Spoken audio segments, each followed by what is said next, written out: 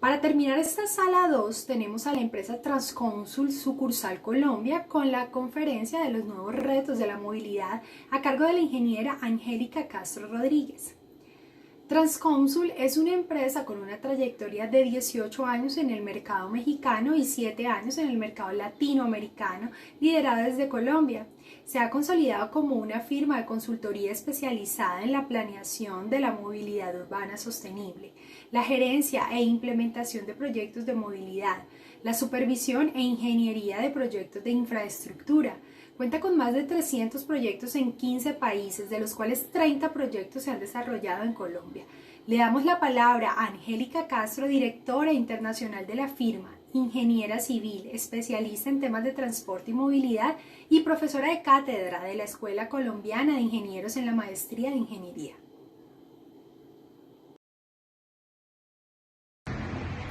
Muy buenos días. Gracias por la invitación que hemos recibido a participar en este congreso. La presentación que le tenemos de parte de Transconsul será presentada por todo nuestro equipo, por parte de nuestro equipo. Estarán presentes Mónica Vanegas, nuestra directora técnica, Andrés Giraldo, gerente técnico de proyectos, es uno de los gerentes técnicos de la empresa. Estamos con nuestro especialista en temas de tecnología, David Jiménez, y yo, Angélica Castro, directora internacional de la empresa. Muchas gracias.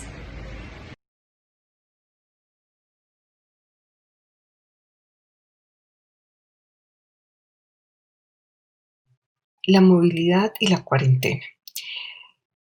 Las medidas que ha venido tomando nuestro gobierno para mantener la salud de los colombianos en el marco de la emergencia social, económica y ambiental que se ha decretado tienen todo que ver con el aislamiento social y con la restricción en la movilidad. Por supuesto, nuestras ciudades y nuestro país tienen una gran disminución en los viajes que se hacen, no solamente en transporte público, sino en todos los modos de caminatas, vehículos particulares, todos los viajes se han reducido. Pero esto tiene una implicación muy importante en materia del transporte público y es en el gran desequilibrio que estamos viendo entre la oferta existente para atender en nuestras ciudades la normalidad, la vida cotidiana que teníamos antes de la pandemia y la demanda que estamos teniendo en este momento. Eso significa grandes retos para la institucionalidad, retos enmarcados principalmente en cómo mantener una nueva movilidad de la prevención, en cómo atender los protocolos de bioseguridad, en cómo asumir esos nuevos costos y en cómo interactuar entre públicos y privados para mantener una operación más o menos equilibrada en términos de oferta y demanda y de cómo proteger a los usuarios y garantizar su salud. En este sentido, no solamente los efectos han sido para públicos y privados que prestan y cuidan el servicio público. También los usuarios han tenido efectos. Veamos en esta diapositiva fotos tomadas en la ciudad de Medellín en la mañana, en la tarde y en la noche, en donde, como vemos, los usuarios tienen que hacer grandes colas para poder acceder al sistema de transporte público. Y eso significan tiempos que pierden y que pudieran estar ganando al tener unas vías más desocupadas por las cuales circular y al tener unas mayores velocidades durante el viaje que realizan en el vehículo propiamente dicho. Ahora miremos qué está sucediendo en términos de la seguridad vial y la movilidad durante la cuarentena. Aquí también uno pudiera decir que se reducen los accidentes, pero no es necesariamente así. Lo que ha sido observado durante estas épocas es que durante la cuarentena, al tener las vías menos vehículos y por supuesto más espacio, son una gran tentación para ir a mayores velocidades. Y eso significa que los accidentes y los riesgos de accidentes por mayor velocidad y por la sensación de estar solos en la vía se han incrementado. Ahora bien, el otro fenómeno que estamos observando durante la cuarentena es que los viajes en vehículos pequeños también se han reducido. porque son generalmente hechos en el mismo sector y estos, el aislamiento preventivo y las restricciones de la movilidad han hecho que estos viajes dejen de hacerse o que se prefieran modos como la caminata para hacerlos en determinados momentos y en los momentos en los cuales se puede salir. Sin embargo, lo que también estamos viendo es que frente a los modos de transporte público, estos modos sí son priorizados y sí son deseados. Entonces, la gente ha empezado a privilegiar la bicicleta, las patinetas y otros modos de transporte frente a el transporte público mismo. Eso tiene unas cifras impresionantes y graves para el transporte en Colombia.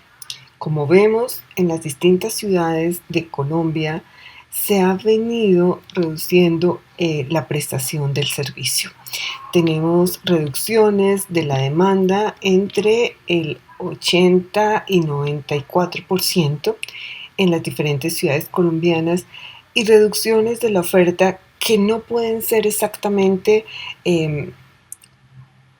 proporcionales a la reducción de la demanda, pero que sí son muy importantes. Entonces estamos prestando servicios con el 45% de nuestra oferta, con el 60% de nuestra oferta, con el 35% de nuestra oferta disponible, y eso significa que tenemos cerca de 205.000 millones de pesos de déficit a abril 27. Los sistemas de transporte han lanzado un SOS al gobierno nacional para que se tomen medidas en cuanto al rescate de esta industria. Pero no todo es malo en términos de los efectos de la cuarentena. Tenemos también allí unos efectos importantes frente al ambiente, al medio ambiente. En Bogotá y en Medellín, las estaciones que estaban en rojo y en alertas importantes antes de la cuarentena han logrado ponerse en verde. Y esto nos lleva también a una gran reflexión como seres humanos frente a cómo racionalizar la movilidad de tal manera que siga siendo segura para nosotros, sostenible para los prestadores, pero razonable con el medio ambiente. Una vez terminada la cuarentena, iniciará un periodo de transición. Nosotros consideramos como periodo de transición aquel donde las personas retomarán su actividad económica, pero las consecuencias de la cuarentena todavía serán muy cercanas. Ese periodo se caracterizará por cambios en la movilidad y particularmente cambios en los hábitos de viaje. Nosotros creemos que actividades que durante la cuarentena se hicieron completamente digitales, en ese periodo de transición, en algunas proporciones, continuarán siéndolo.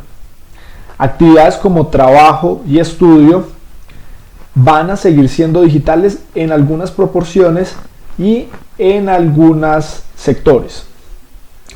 Esto generará cambios en los patrones de viaje que conocemos actualmente.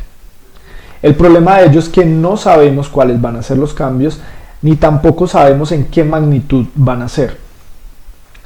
Pero sí sabemos que esto va a generar retos en la administración del transporte.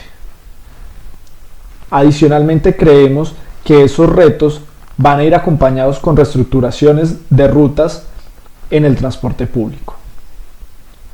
Otro efecto económico que creemos se va a dar debido a la cuarentena es el aumento en la informalidad. Informalidad tanto de modos como en los viajeros. Otro fenómeno que vamos a experimentar dentro de esta etapa de transición es la recomposición de la participación modal. Se van a reducir los viajes en transporte colectivo y en transporte masivo, principalmente por miedo al contagio. Y este miedo al contagio se convierte en una variable fundamental en la toma de decisiones de modo de transporte, lo cual es algo inédito para nosotros en transporte. Nunca antes lo habíamos considerado. Sin embargo, hay algo positivo en ello, y es que los modos de transporte alternativo y los modos no motorizados se ajustan a estas necesidades.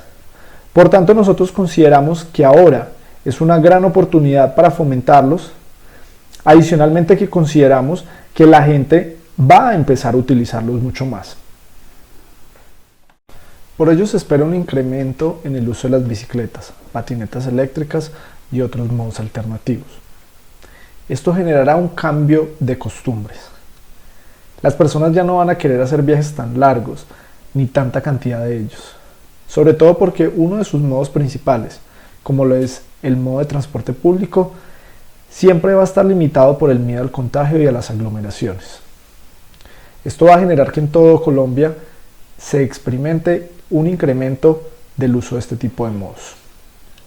Sin embargo, este incremento se puede ver limitado por carencias en la oferta de la infraestructura y por tanto es muy importante actuar a tiempo para no convertir esas carencias en una barrera. Pero no todos son buenas noticias. El miedo al contagio también generará un incremento del uso de automóviles y motocicletas, ya que ambos modos ofrecen un espacio de aislamiento y cierta sensación de seguridad que va a hacer que sus dueños quieran optar por ellos. Un ejemplo de esto es China, donde la consultora Ipsos hizo un estudio en marzo y encontró una disminución del 50% de intención de uso del transporte público y adicionalmente un incremento del 72% de intención de compra de automóvil. Y por tanto debemos enfrentar esta etapa de transición con una de nuestras mejores herramientas, como lo es la creatividad.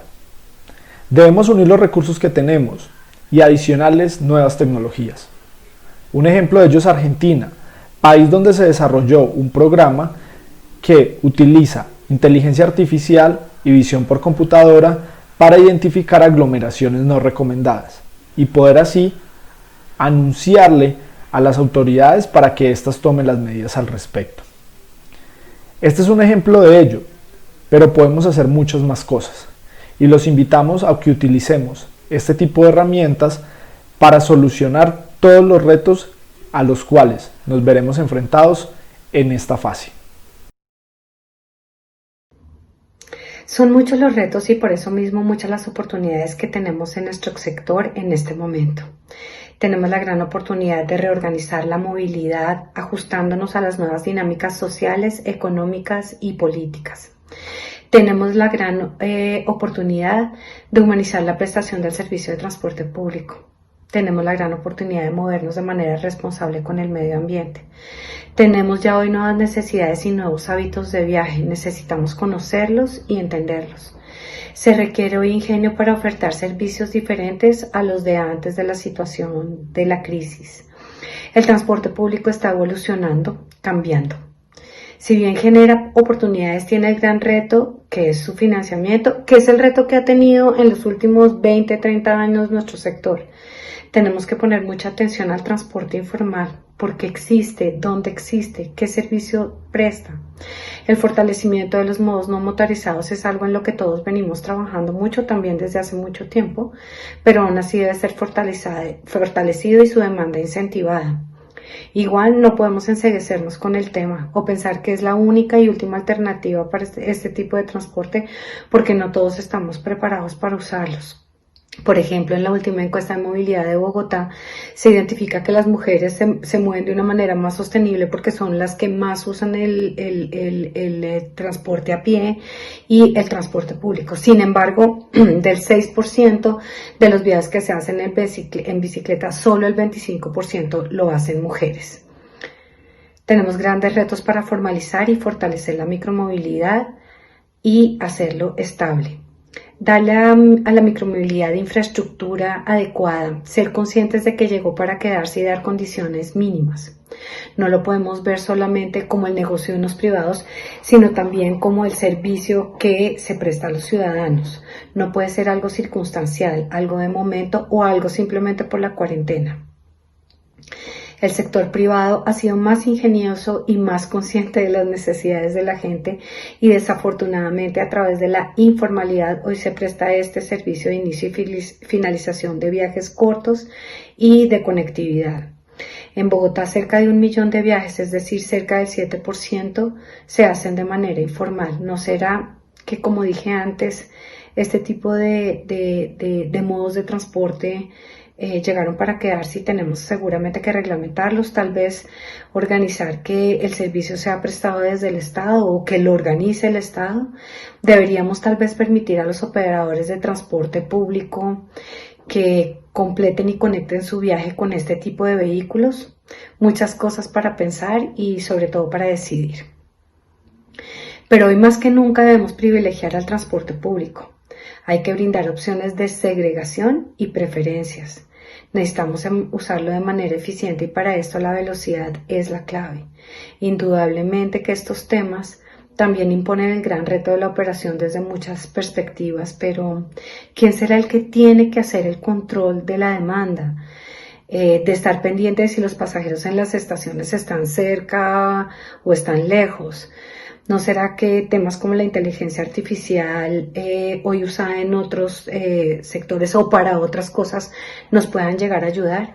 Y que de pronto lo que tenemos que hacer es tratar de dispersar a los usuarios antes de la llegada a las estaciones, antes de la llegada a los buses, no sé, 1 cuadra antes, 2 cuadras antes, en fin.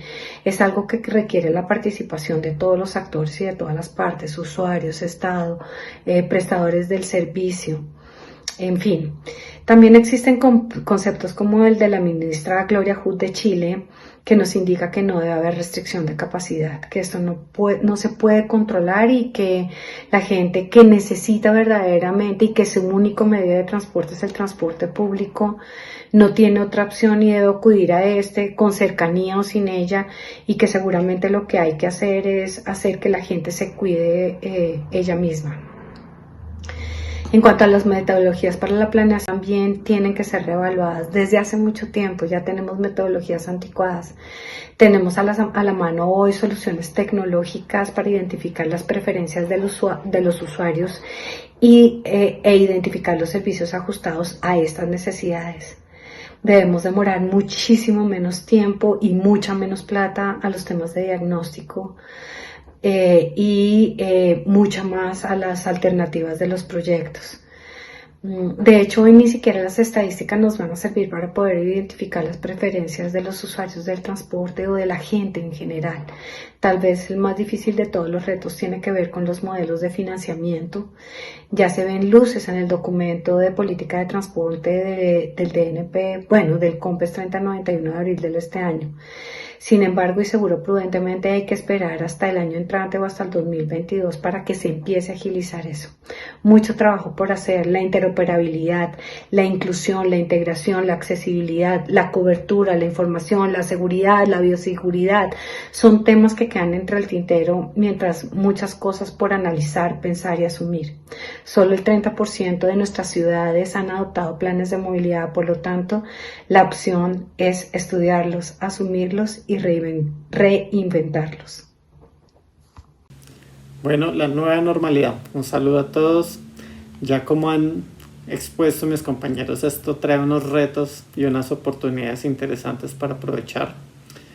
Lo primero nos lleva a entender, o más que entender, nos lleva a cuestionarnos unas necesidades de información nueva que ahora tenemos. Ahora necesitamos volver a entender quiénes se van a movilizar, cuántos, cómo se van a movilizar, por qué propósitos, con qué frecuencia, en qué horarios, porque todo esto seguramente cambió y va a cambiar en ese nuevo escenario.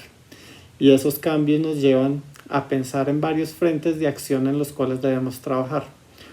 Uno de movilidad integrada, ahora con más sentido, frente con ese fortalecimiento y esa necesidad de trabajar en los modos no motorizados y en la micromovilidad, unos planes de operación de transporte público que se deben ajustar a esas nuevas necesidades y a esa realidad de las decisiones que va a tomar el usuario, gestión de demanda en los vehículos e infraestructura, unas fortalezas o una adecuación de las instituciones bajo este nuevo esquema de movilidad. son algunos de los frentes de acción en donde debemos trabajar. Debemos rediseñar la movilidad y rediseñar la movilidad para un nuevo escenario y un nuevo usuario que va a actuar en ella. En ese rediseño de la movilidad necesitamos entender quién es ese usuario y qué decisiones va a tomar. Pero no solamente depende del usuario, porque la movilidad también está en gran medida definida por los sectores económicos, por las empresas, y las decisiones que las empresas tomen, las decisiones que el sector educativo tomen, van a marcar en gran medida las acciones que debemos tomar en pro de esa planificación de movilidad. Queremos entender cómo se va a comportar el usuario, pero también cómo se va a comportar bajo diferentes escenarios. En diferentes escenarios, qué medidas va a tomar. Ahora, qué propuestas o qué deberíamos hacer y conocer para este nuevo escenario de movilidad? 3 elementos o 3 ejes sobre los cuales deberíamos estar estudiando, identificando qué va a pasar. Uno, el de la población en general, cuáles son las decisiones en las que quieren, pero además en las que están en capacidad de tomar las diferentes personas. Uno, en el sector empresarial, entendiendo cuáles son las decisiones que van a tomar los empresarios y el mismo gobierno, digamos, en las reglas que se van a implementar para los diferentes sectores económicos. Y uno en el sector educativo, entendiendo también cuáles van a ser las decisiones y las posibilidades frente a cómo vuelve ese sector educativo cuando se reactive nuevamente, pero qué nos cambia en nuestro ámbito de movilidad. Frente a lo primero, investigar la población en general. Necesitamos investigarla, pero con un enfoque diferente a lo que tradicionalmente hacemos. Necesitamos conocer efectivamente cuáles van a ser sus decisiones, pero no preguntárselas solo directamente de una forma explícita, preguntando por su origen, su destino, su propósito, su modo y lo que tradicionalmente hacemos. Acá se nos vuelve más necesario aún entrar en la condición humana y particular que tienen las personas, entender su sistema o digamos sus temas emocionales, su tema el componente sensorial, los cambios socioculturales a los que se va a ver enfrentado en este nuevo escenario. Todos estos elementos son importantes al momento de definir efectivamente los comportamientos y las decisiones que va a tomar esa población bajo ese nuevo escenario, ese sistema de movilidad. ¿Cómo implementamos esa investigación? Pues debemos diseñar los instrumentos, implementar la investigación que efectivamente queremos desarrollar, generar unos resultados, socializarlos, plantear las estrategias a partir de esos resultados que nos identifican unos comportamientos que va a tener la población y estimar unos costos e implementar esas medidas, pero la planificación se vuelve diferente, cambia, ahora es en función de un nuevo tipo de usuario, unas nuevas decisiones que va a tomar ese usuario en este nuevo escenario. Muchas gracias.